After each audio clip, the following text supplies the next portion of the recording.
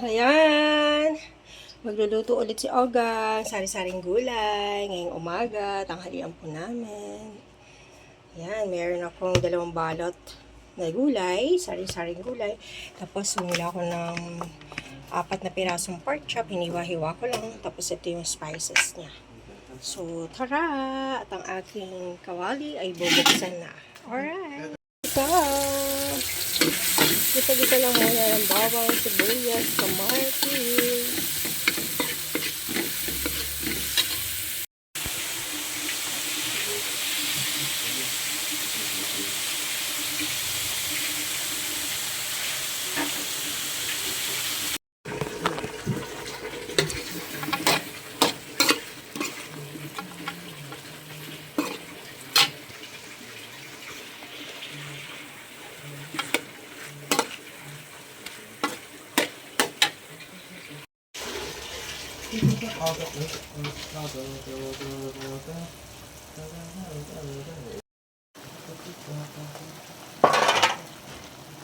Wow!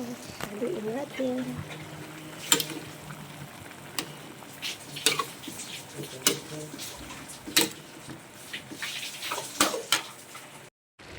Ayan guys, luto na siya pero matigas-tigas pa yung mga gulay niya. Ayan. Palambutin pa natin ng konti.